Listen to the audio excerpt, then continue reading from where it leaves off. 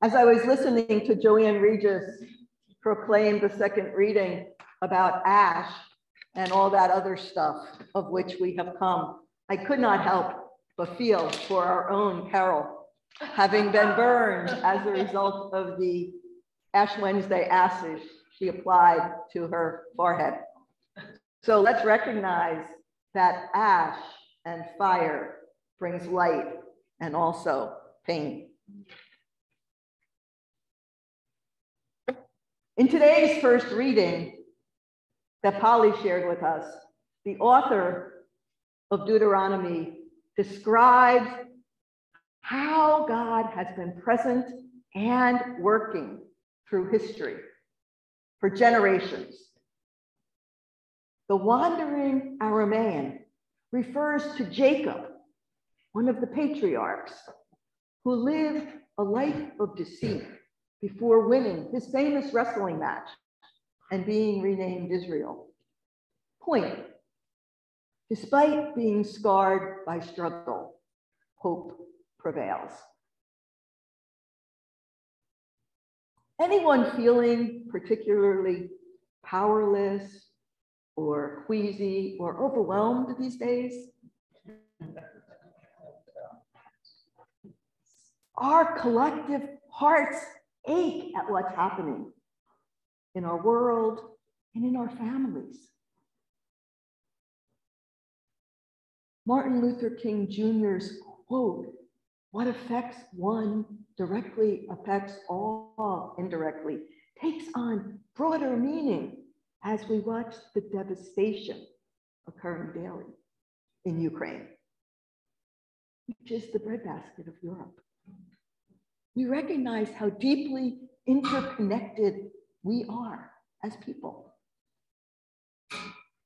Each of us are impacted by life and death, war and instability. The pandemic that we've been living with for years, rising inflation, job loss, medical and mental health diagnoses, just to name a few.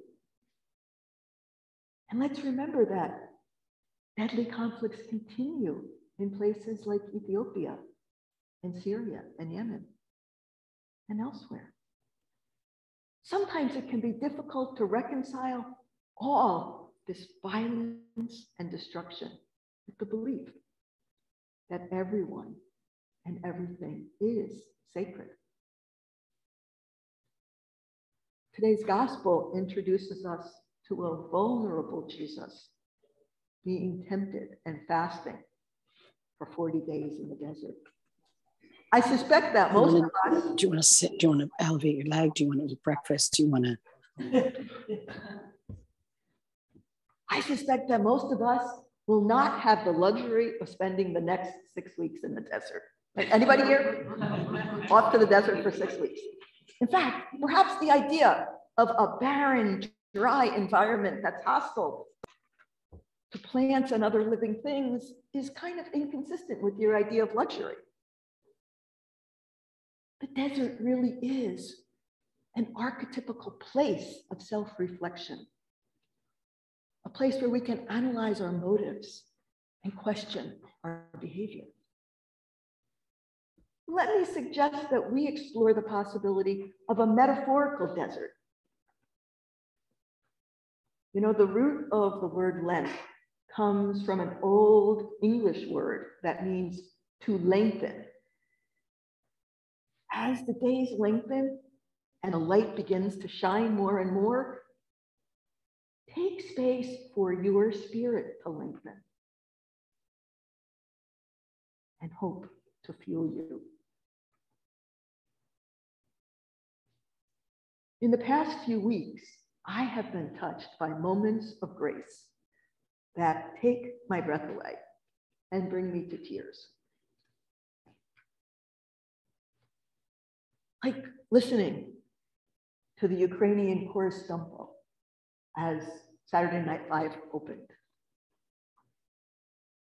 Seeing a photo of empty baby strollers on a train platform in Poland, waiting for mothers who carried their children over the border.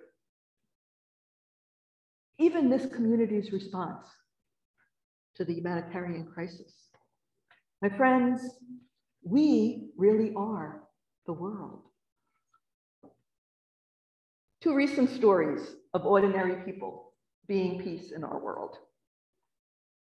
Last Sunday, during the prayers of the people,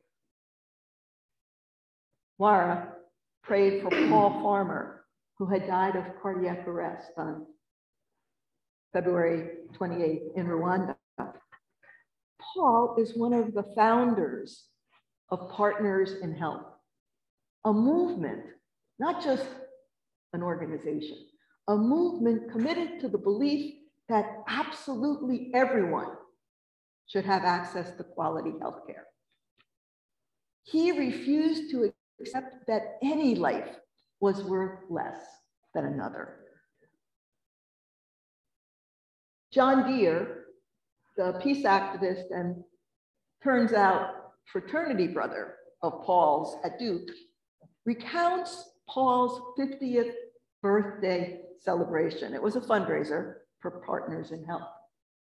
At that celebration, John Deere had an opportunity to meet one of the other co-founders of Partners in Health, Jim Yong Kim.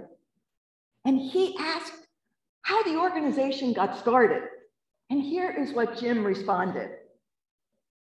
Paul said, let's start a nonprofit organization that has only one rule, just one.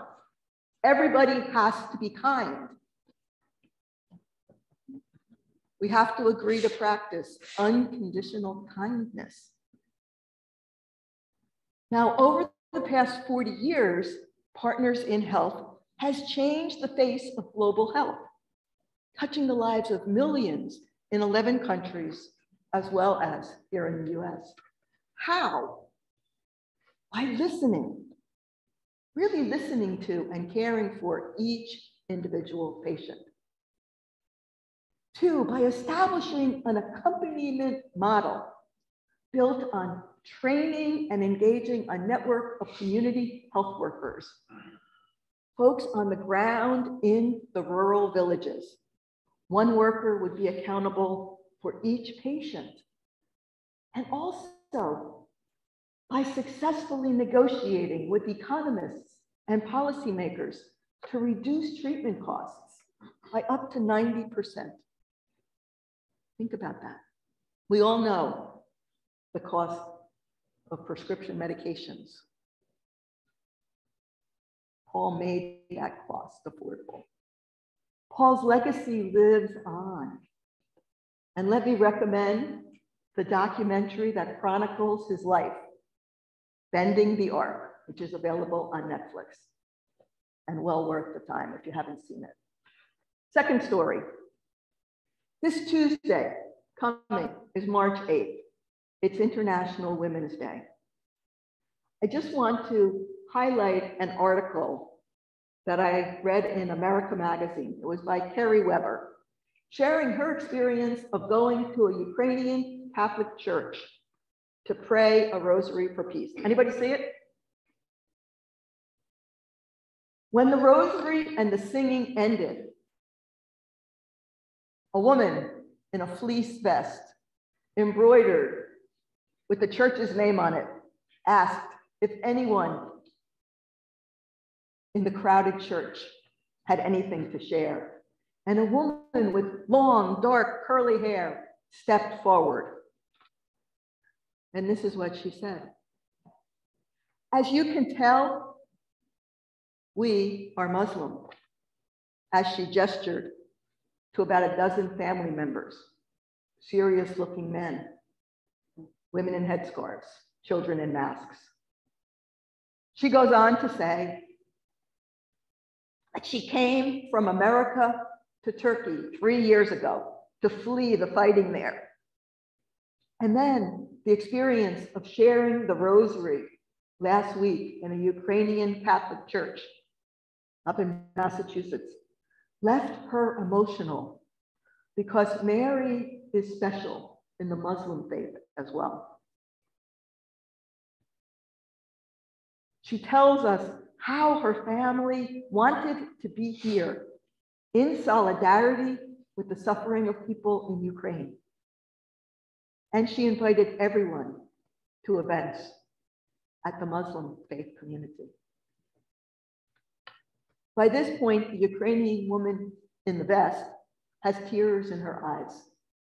People call out their appreciation for her gesture and line up to speak to the Muslim woman. Carrie goes on to reflect that once she got home, she learned about the Russian convoy and her stomach dropped. She then flashed back to the evening that ended with Ukrainian Catholics and Roman Catholics and Muslims embracing. Moments happen that we don't anticipate. And the article concludes with a powerful image. At the front of the church, the shimmering icon of Theotokos, Greek for God-bearer, shelters all under her veil. My friends, these next 6 weeks, let's be intentional about treating everyone with unconditional kindness, being peace, and emanating hope. Thank you.